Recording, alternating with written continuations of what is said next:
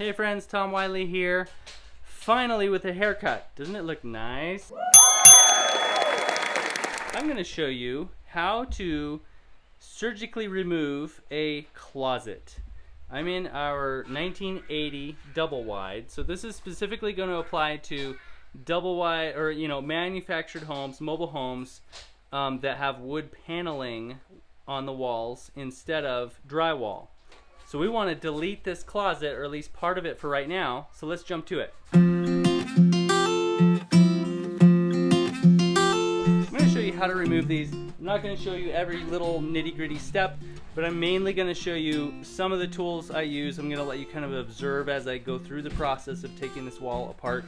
What I'm trying to do is make myself a minimal amount of repair work to do to patch this all up and look like the wall and the closet never existed, sort of.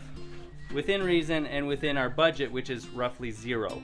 So I pretty much want to remove the wall, kind of caulk some holes that'll be left from screws and nails that protrude, poke through right now.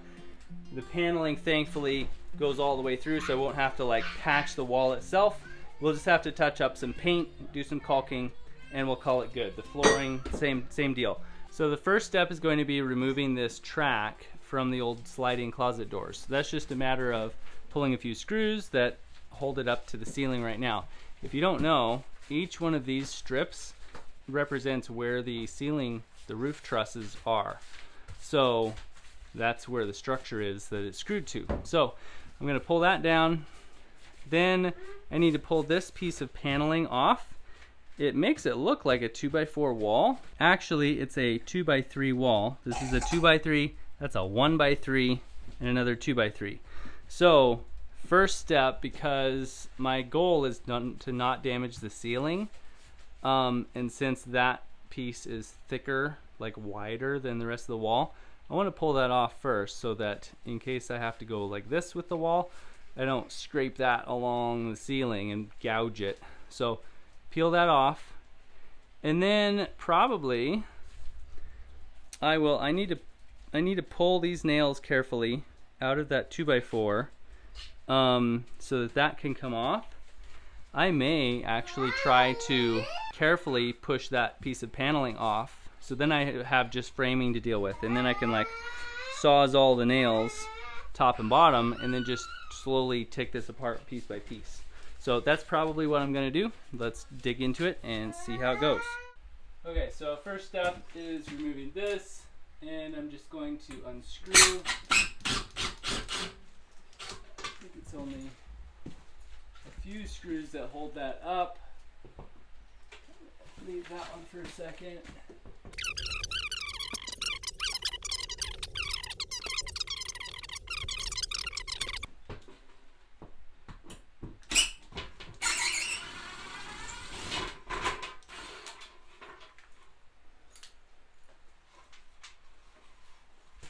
Okay, so that's now down.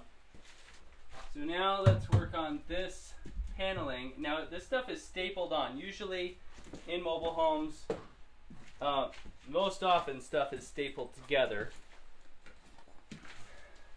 So a flat bar, I'm going to try to carefully take this trim piece off first. One thing you can do when something is painted and you want to separate painted parts is just take a utility knife and kind of score right on the joint. Be careful to be on the joint and not wandering onto your pieces. Try to stay right in that little corner and just score it so that you're making a cut line in the paint. So when those parts separate, the paint won't peel and make a big scar on either piece. It'll just make a nice clean separation.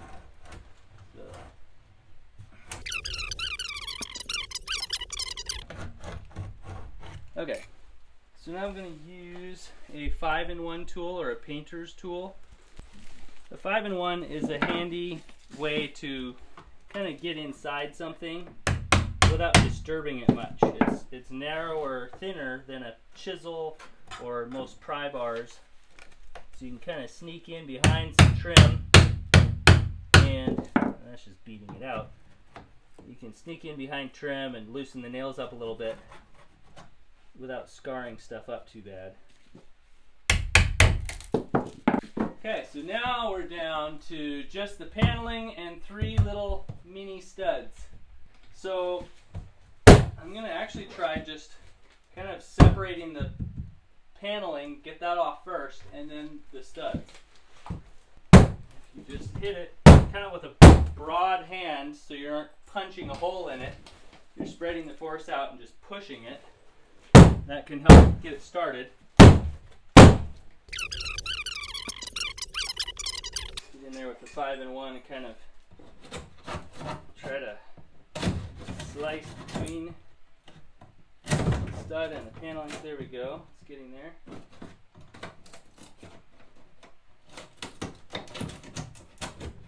Either glue or staples that just won't let go.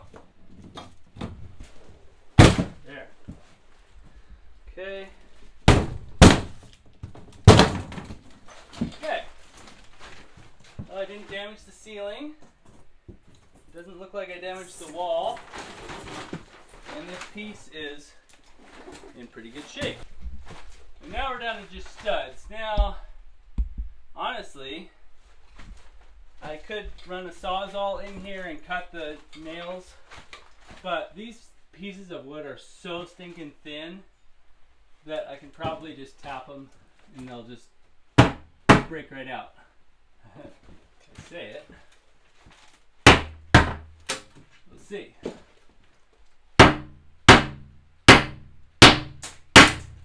There we go. So you see just 1/2-inch staples is what was holding that in. Not even nails. Once you get the top or one end free, top or bottom, then you can use it as a big long lever and just use it to pry its own nails out. There's that stud. This one is going to be tougher because it has 1, 2, 3, 4, 5, 6, 7, 8, 12, 13 nails in it. Do you think that's enough? 13 nails probably going into just a 2x4 in the wall. Probably the best way to start this is with a cat's paw. This is an old school cat's paw. I like the newer ones, but I don't have one yet.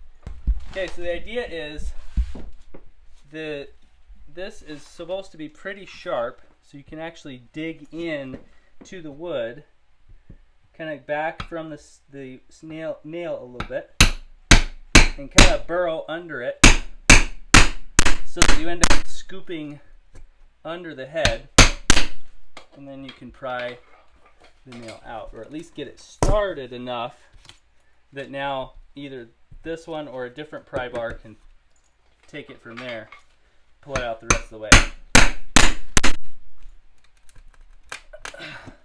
There, so now that's started, I can switch to the other end and get more leverage and work it out. I'm just going to go that far. I'm going to do that far on all the nails. This one's sticking out quite a bit still, so that's easier. I can just start it on this end.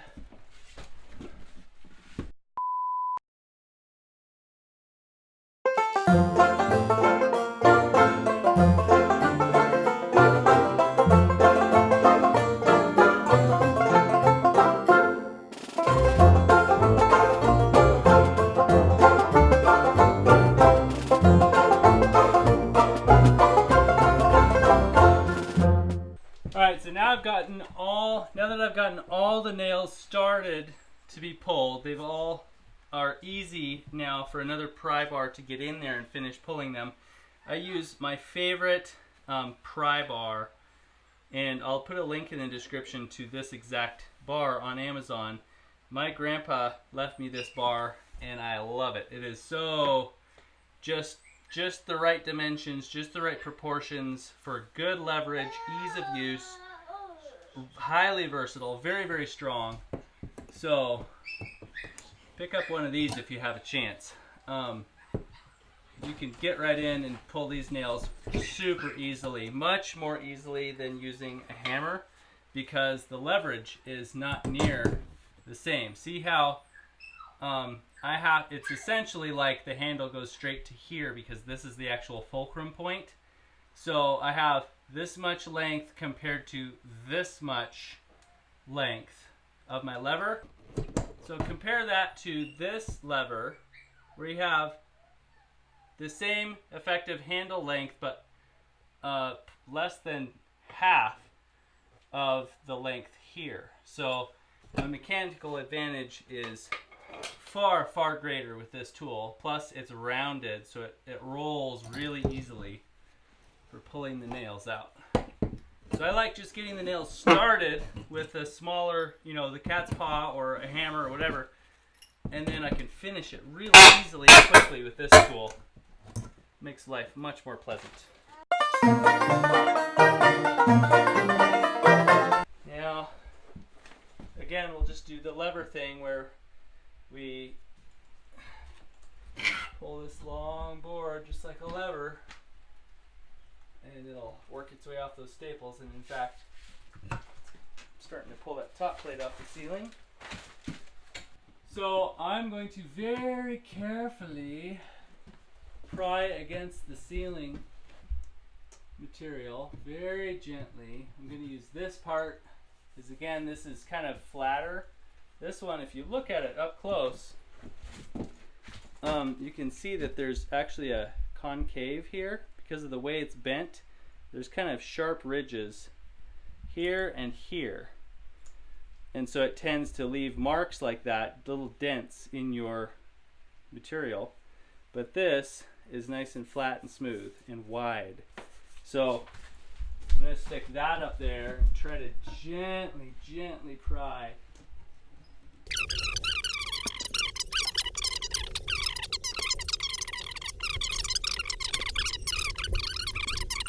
Okay, there we go. Look at that. They had 1, 2, 3, 6 little nails. Kind of like little siding nails or cabinet nails. So they're very loose in there. It did crack the panel here a little bit. Kind of pooched it out some. But oh well, I can kind of push it back in. We'll paint over that, maybe some caulk, and it'll be fine. Okay, that's it. Well, there you have it. That is how to, as carefully as possible, remove a wall from, this kind of paneling, this kind of construction, with doing minimal damage, so you have to do minimal patching later.